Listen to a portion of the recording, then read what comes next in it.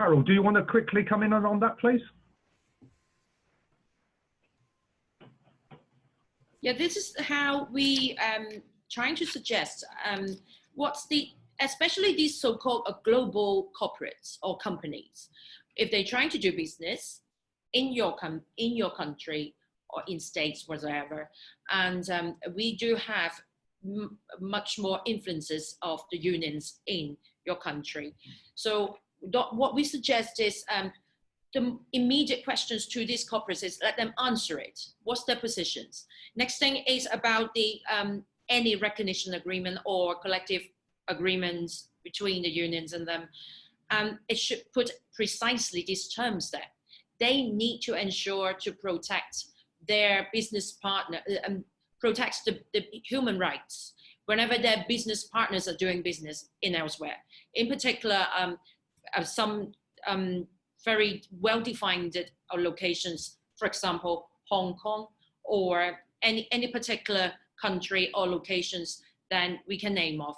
Let them to precisely to agree something that as a corporate globally, in Britain, where you're doing business or where your home base is, you're not doing anything to agree a regime, they are depriving the human rights. And if there is so, then as a union, we need to make sure that you will have a kind of reactions from the unions. And what we need to know is the matter is these companies, they are doing business very wide scale in mainland China. They see that it's a source of their major income. And we, as a union locally, we need to let them to have a pressure or a big hit. Yet that's not the way. You might need to redefine your business plans or strategy on how to do your business too.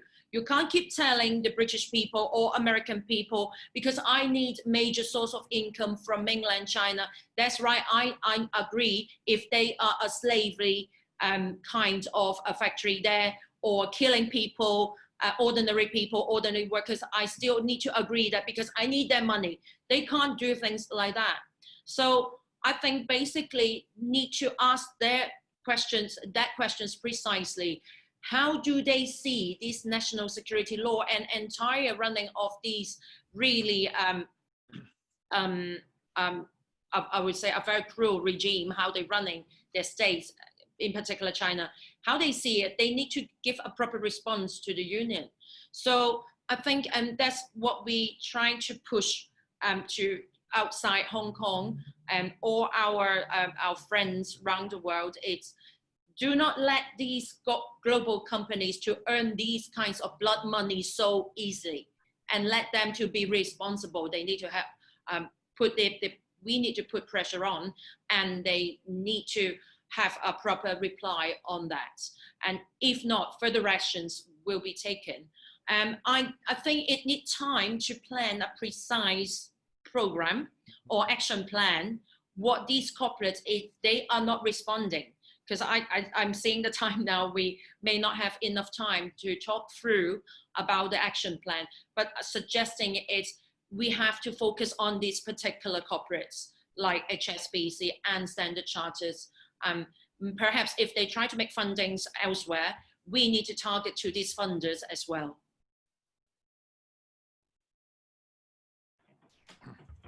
Thank you, Carol. Sunny, please.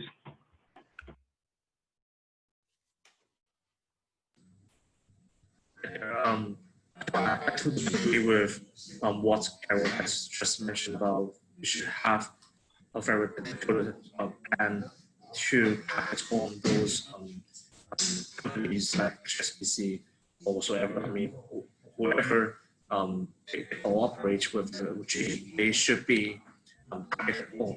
And I would also like to mention that, I mean, because in Hong Kong, companies, they how they cooperate with the regime is they will issue a statement to endorse like the national security law in Hong Kong.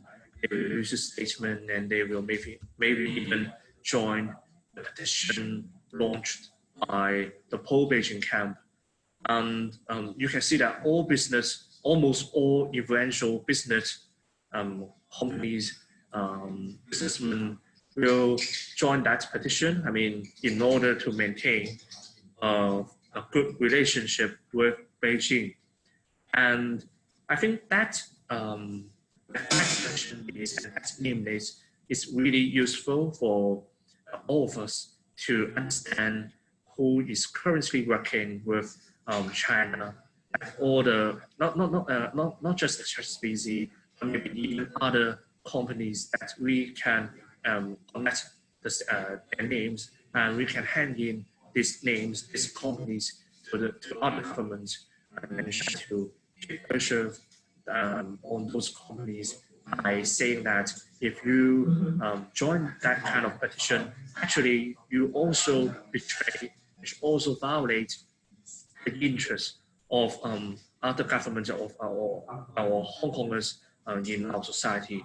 And that is really important because we notice that when HSBC issue a statement to support national security law, I mean, some members of the parliament already question HSBC in the UK Parliament that how can you support the national security law, because this law actually undermines the national interest of the London government, and how can you join them? And I think this is a very good move. And secondly, I think we can also launch our style petition. I mean, our own petition, because this is a very good way to counter the petition launched by the Asian government.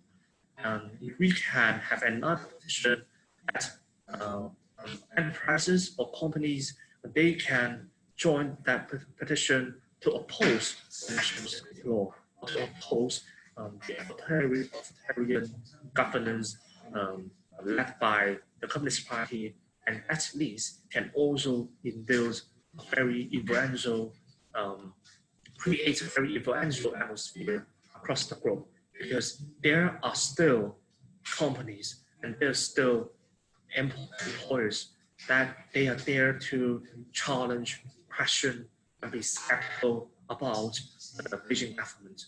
If we can create this kind of atmosphere, if we can create that actually many kind businessmen, they will still support Hong Kongers. They not just care about economic interests, they do not want to compromise their values and the interests of Hong Kongers, and this will be a really good move. Thank you, Sonny. Paul, if you could come in very quickly, and then we'll end on that with the final contribution from Pete, I think. I think two things. It's important that the demand for sanctions, if it's going to come, comes from Hong Kong, and it comes in a single form from the widest possible body. So from the trade unions, from democratic parties, from student groups. The clearer and if it can be a single list of things that should be done, then it has authority. And the Labour movement, we will find ourselves, unfortunately, allying with all kinds of bourgeois people in the British and American side in fighting for it. So the clearer it is, the better. The second thing is, at a time like this, I can't emphasize enough how rapidly the democratic struggle in Hong Kong and the independence of Taiwan as well will be wrapped up in a geopolitical conflict. It's not a military conflict, but it's going to be a big geopolitical diplomatic conflict. And the primary reason that we exist as the labor movement, as the workers' movement, is to say across borders that we are not the enemies of the working class of the People's Republic of China. We are your allies. And I think that especially in Britain, what we have failed to do is to make that clear enough. We've often expressed solidarity. I personally have been to Guangdong. I have interviewed underground labor movement organizers being repressed, etc. But we need to say at this moment, we, the workers of the world, have more in common with each other than Trump and Xi Jinping. They have in common the desire to exploit us. So I think we should never forget that basic internationalist message, because for people who don't know, the unofficial labor movement of China is incredibly rich in its political culture. If we mention Gramsci, Saul Alinsky, Trotsky, Mao, they will know who we're talking about. They have access to everything. So they will expect us to be internationalists, and we should maintain our internationalism above all. Thank you, Paul. I think Pete, you wanted to end with of this. I've mentioned some actions we can take further. Yeah, thanks, John. I think it's inevitable that a meeting of this nature, and it's billed as a public meeting and a rally, can't deal with the fine detail we need for the campaign we need to launch. I mean, we started our campaign about a year ago outside Labour, well, not about 9 months ago, outside Labour Party conference. And after Julie Ward, MEP, read out our statement to the European Parliament, over that time, we've been submerged by a whole number of issues. We've been submerged by the Brexit debate in Britain, then the election, and then now we have the COVID epidemic. It's been difficult to move forward and organise as wide as we need to do. But what has really struck me over the last couple of weeks, since we had, in a way, a relaunch of this, is we've got a lot more contact from MPs, from the front bench of the Labour Party than we've ever had before. I think there is a growing understanding that Hong Kong is in deep peril at the moment, and what happens over the next weeks and months is crucial, and that we as Labour movement activists and radicals in Britain need to be very forthcoming and strident in solidarity. Now, I thought Paul was quite accurate in his assessment of what's happening in the Labour Party. It was very good, I thought, not only Lisa Nandy's attacks on HSBC and Standard Chartered Bank, but also what she was saying last week when she was raising about universal suffrage and a police inquiry, the demands, some of the demands of the 5 demands of the Hong Kong protest movement. And that is very good, because I think what's fairly clear to me is that the Tory party have used Hong Kong for rhetoric, but they're now moving away from any attacks on the Chinese authorities and their national security law. They are effectively, I think, looking for a deal they can do with China, probably because they're worried about it damaging their post-Brexit economic plans. So it's particularly important we get organising and move independently. Yes, I think Paul's dead right. There is this geopolitical conflict we're going to be seen in the middle of, but we've got to differentiate ourselves as much as possible. Now, I said this is only a sort of a public meeting. What we want to do over the next week or so is pull together people in perhaps a more open and inclusive democratic form and talk about what we can do. Gareth has put up the contact sheet that we would like everyone to fill in and spread around to other people.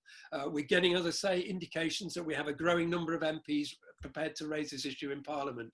So we're hoping we'll be able to organise a public meeting in the next week or so. We will contact everyone who came into this event today about whether they would like to join us there, and start dealing with the practical issues that both Paul, Carol and Sonny were raising about challenging the banks and challenging the people who are supporting the Chinese regime and its suppression. So and some apologies from me at least, that some of the people who wanted to get questions in were not able to do.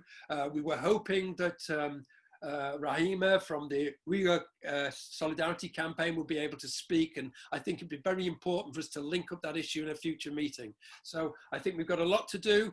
Thanks to all the speakers for coming along, and we will be in contact. And yes, we have to launch a big campaign, and we want you all to be a part of it. Thank you, John.